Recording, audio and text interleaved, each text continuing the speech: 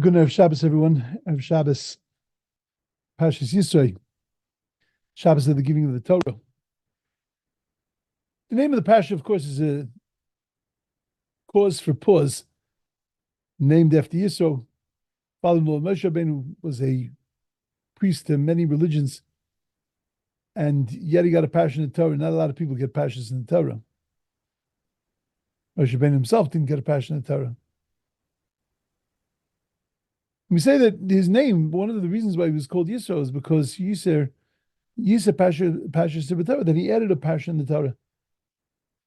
Rabbis explained that he added the whole Parsha of the judicial system, but still, it was like getting a Parsha for it. It was if God, if he was adding something, so then what do you get a Parsha in the Torah for?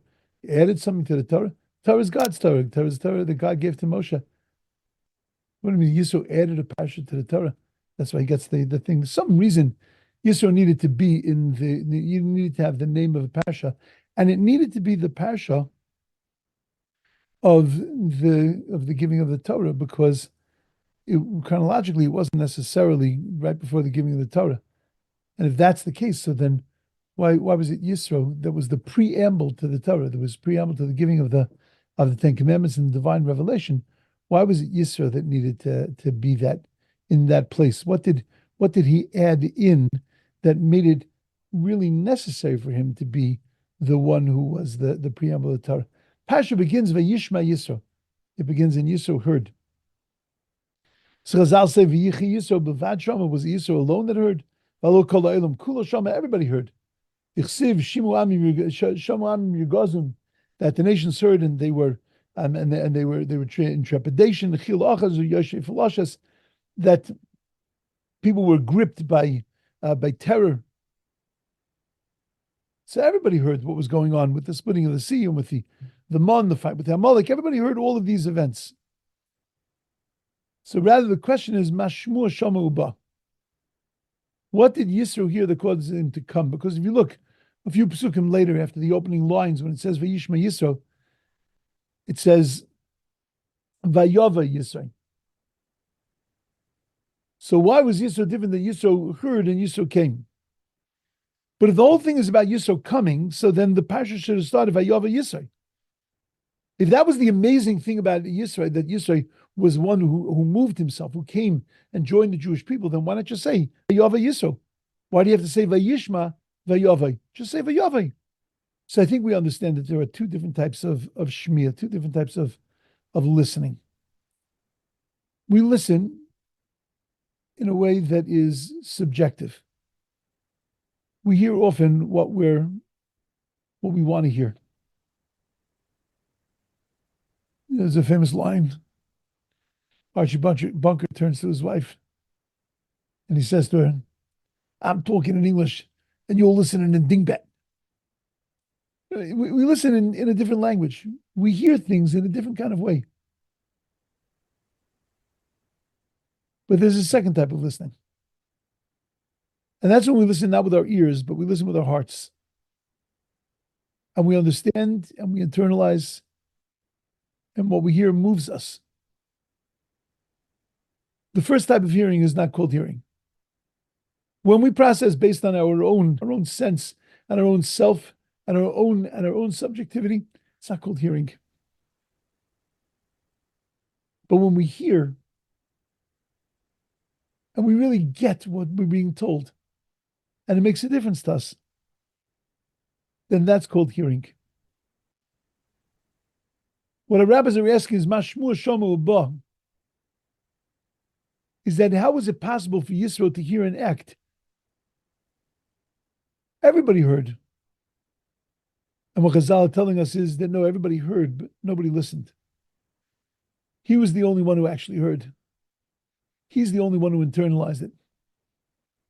He's the only one that had shmiya. Everybody else, it just went in one ear, out the other. It was just noise and sounds.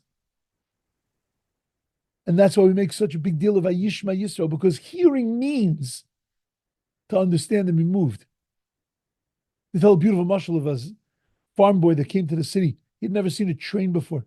He had no idea what a train was, no idea what a train whistle was. He's standing on the tracks and he looks beyond the tracks, and it's total darkness. And then all of a sudden he hears the sound of the train whistle. And the sound is loud, and it shakes his ears. And he sticks his head out further to be able to see what that sound is coming from. And suddenly the train smacks into him, and the guy's gone. Did the guy hear the train whistle? No, because he didn't understand the train whistle. And because he didn't understand what the train whistle was saying, move back, step back, it's dangerous. And because he didn't hear that, she didn't understand the train whistle, and he wasn't moved by the train whistle, then he never really heard the train whistle. Shamuamim Yergazun, people heard and they were agitated. Chil Achaz Yoshev Lashas. They were gripped by terror, but they weren't moved. And because they weren't moved, they didn't really hear. It's like we say last week in the Parsha. We say Rasa Shivcha Shabiyam, the maidservant on the sea, saw something more incredible than the greatest of the prophets of the Jewish people. So the commentaries asked them, why are you calling her a Shivcha Shabiyam? Why are you calling her a maidservant on the sea? She's a prophetess. Because she heard, she saw. She had a vision. But it did nothing for her. It didn't change her. She didn't look at it and say, because I saw that, my life has to be different. I need to do things differently because of what I just witnessed. And therefore she remained just a Shivcha Shabiyam. Our rabbis identified that Yisro was a Gilgul Neshama of Kayin. How is he a Gilgul Neshama of Kayin? Usually a Gilgul Neshama means that you come to complete and to fix up something that was done in the past. God spoke to Cain. And he told him, if you listen to me, it's good, and if you don't listen to me, so then Pesach Chatas Revitz, sin crouches by the door. He told him he can't be jealous. He told him that he had to deal with this in a different way. And Cain was able to take that speech, and he was able to repeat it to his brother. And then he killed him. Because he didn't internalize it. He didn't bring it inside of himself. Yisro had that ability to be able to be misakin that, to fix that, and to teach us how to listen. You listen by internalizing, by taking it in and saying, how am I different because of this? And that's why he was the preamble to the Torah. Because you can't just hear mitzvahs. You can't just know mitzvahs. It has to make an impression on you. It has to change the way you think, the way you feel, the way you process the world. It has to change your midos. It has to change your outlook. It has to change every aspect of you. And that's what Chazal mean when they say that he was Yisro, because he was Yisa Parsha Shabbat. He didn't add a Parsha in the Torah. He added to every Parsha in the Torah. And he taught us in every Parsha in the Torah how to listen to this process, make it part of you. Move yourself. Motivate yourself. Let this lift you up. He taught us how to listen. Listen with your hearts, not with your ears. Listen so that after you hear, you're not the same person. You learn something, you immediately put it into your life. You live through the world of October 7th. And it changes you. Not just because you did a bunch of chasadim, but because you added to your life. You added davening to your life. You added prayers to your life. You added consciousness, sensitivity. You're more careful with your learning, more careful with your davening.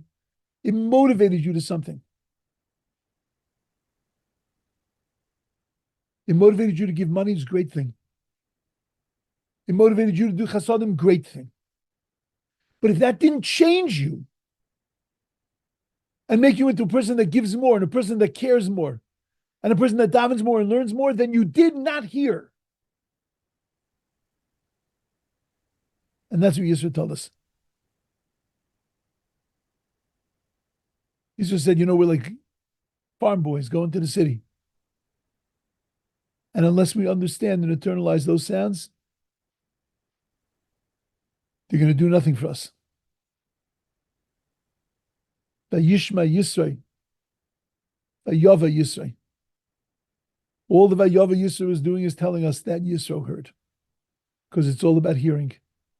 It's all about internalizing, and it's all about letting what you experience and what you hear and what you see, letting it influence you and lift you up, strengthen you, and make you into an incredible person.